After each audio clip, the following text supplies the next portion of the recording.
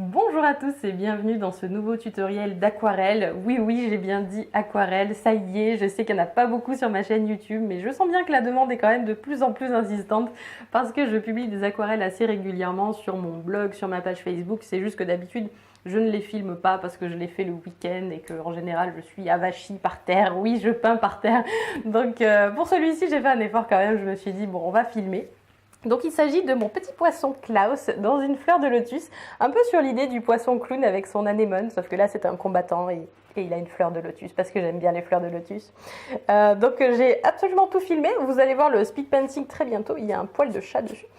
Vous allez voir le speed painting très bientôt sur ma chaîne YouTube, normalement pas la semaine prochaine mais celle d'après, si j'ai encore internet, parce que je vais bientôt déménager et je sais pas trop comment ça va se passer. Mais en tout cas, le speed painting est là et normalement il sera publié. Aujourd'hui, je vais vous passer un extrait, je vais vous montrer comment j'ai réalisé le fond. Donc c'est un tutoriel à destination des débutants à l'aquarelle parce que ce sont des connaissances qui sont vraiment très basiques. Simplement quand on débute, on ne sait pas forcément comment s'y prendre. On peut aussi tomber dans des pièges et avoir des auréoles, des choses pas très jolies. Donc je vais vous expliquer tout ça, mais vous allez voir que c'est très très simple. Donc nous allons voir comment faire pour avoir des couleurs bien fondues les unes aux autres. Nous allons voir comment faire pour avoir des bordures floues. C'est vrai que pour ça l'aquarelle c'est très joli et nous allons voir aussi comment faire pour avoir ces petits points blancs qui ressemblent presque à des petites fleurs et qui sont d'une simplicité enfantine à faire, c'est même super drôle et super improbable aussi la façon dont les fleurs se créent, mais vous allez voir. Et oui, je sais, il y a beaucoup de suspense dans cette introduction, mais oui, il n'y a pas vraiment de difficulté dans ce tutoriel, mais si vous avez la moindre question, il ne faut pas hésiter à me la poser dans les commentaires, je serai ravie d'y répondre. Pour ce qui est du matériel, c'est vrai qu'on me le demande assez souvent. Normalement, je le mets sur mon blog, mais parfois ça m'arrive d'oublier. Mais en tout cas, toutes mes aquarelles sont faites sur ce papier-là. C'est du papier de chez Clairefontaine en 300 grammes par mètre carré. Et pour ce qui est de l'aquarelle en elle-même, c'est de l'aquarelle en godet principalement, de chez Winsor & Newton. Et j'ai aussi quelques tubes de chez Le Franc-Bourgeois quand je veux faire des grands tableaux et peindre des grandes surfaces. Je trouve que les tubes sont un petit peu plus pratiques. Donc c'est parti pour le tutoriel. Avant même de commencer à peindre le fond, je commence par masquer mon sujet à l'aide de liquide de masquage que l'on appelle également drawing gum. Et j'en ai mis absolument partout sur le sujet.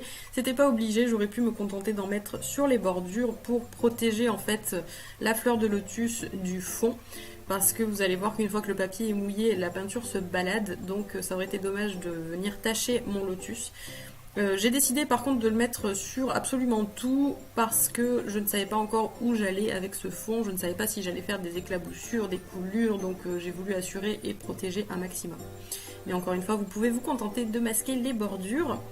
Vous pouvez aussi, si vous n'avez pas de liquide de masquage, vous contenter de mouiller tout sauf le lotus. Simplement, c'est un petit peu plus hasardeux parce que l'eau c'est transparent, donc on ne voit pas très bien ce qui est masqué et ce qui ne l'est pas. Enfin, ce qui est mouillé et ce qui ne l'est pas plutôt. Une fois que vous avez terminé avec le liquide de masquage, ce qu'il est très important de faire, c'est de laisser parfaitement sécher avant de commencer votre fond. Pour ce qui est du fond, donc une fois sec, j'utilise un pinceau à lavis, en l'occurrence c'est un pinceau japonais, et je vais mouiller la totalité de mon papier.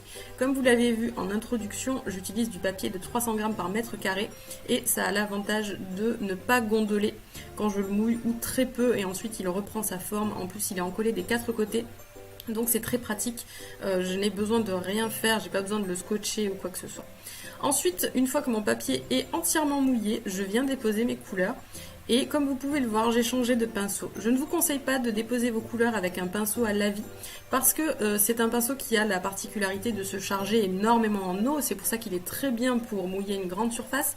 Mais lorsque vous allez appliquer vos couleurs, vous allez aussi appliquer encore de l'eau. Et quand on applique une grande quantité d'eau sur un papier qui est encore mouillé, c'est là que les auréoles risquent de se créer. Donc c'est là qu'il faut faire très attention. C'est pour ça que j'ai changé de pinceau. J'en ai pris un qui se charge très peu. C'est mon pinceau à réservoir d'eau sur lequel je ne presse pas, je me contente de prélever mes couleurs et de les déposer dans le mouillé. Et on peut voir que les bordures deviennent très floues tout de suite.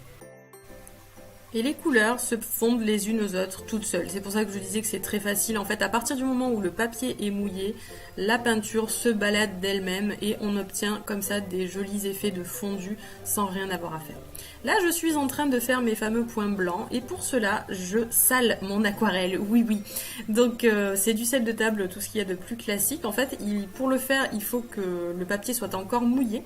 C'est important. Et en fait, c'est en séchant que le grain de sel va absorber la peinture et créer comme ça des jolis effets. Donc, normalement, une fois qu'on met le sel, on n'est plus censé trop toucher, mais là j'ai eu des petits regrets, j'ai voulu rajouter encore des petites touches de peinture, notamment de la peinture jaune à certains endroits, donc pour réchauffer un petit peu tout ça. Ce qu'on peut dire aussi, c'est que là j'ai utilisé des couleurs qui sont très très foncées, c'est volontaire, c'est parce que mon lotus est blanc et que je voulais avoir un fort contraste entre les pétales et le fond. Souvent c'est quelque chose que j'aime bien, donc d'où le choix de ces couleurs là. Là vous pouvez voir le résultat une fois que le sel a fini d'absorber et une fois que le papier est bien sec. Pour enlever le liquide de masquage, si vous en avez utilisé, vous devez absolument attendre que votre papier soit parfaitement sec, sinon vous risquez de l'arracher en même temps que vous arrachez votre liquide de masquage. Alors le mien, j'ai énormément galéré, il est temps pour moi de changer de flacon. Mais bon, je me suis encore un petit peu acharnée, j'en ai remis un petit peu juste après, alors cette fois-ci à la plume.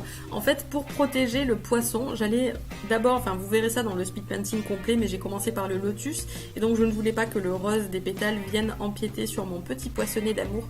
Donc avec la plume, j'ai repassé sur les contours avec le liquide de masquage, et de cette façon, je n'ai pas eu de bavure. Ça c'est une petite astuce, lorsque vous avez plusieurs sujets qui sont collés les uns aux autres comme ça, et bien vous évitez de contaminer l'un avec l'autre. Alors si l'on résume, pour faire un fond à l'aquarelle, la première étape c'est de protéger son sujet, ensuite on mouille son papier, ensuite on dépose ses couleurs, et si vous voulez avoir des bordures floues, vous allez déposer vos couleurs plutôt de façon rapprochée du sujet, comme ça elles vont se diffuser de manière plus douce vers l'extérieur. Et enfin, si vous voulez avoir des effets de petites fleurs blanches, vous pouvez déposer du sel sur votre papier quand il est encore mouillé et le laisser bien sécher avant de retirer le sel. Merci d'avoir regardé cette vidéo, si elle vous a plu, n'hésitez pas à cliquer sur le petit pouce en l'air, c'est toujours très apprécié. Quant à moi, je vous dis à la semaine prochaine pour une nouvelle vidéo. Salut!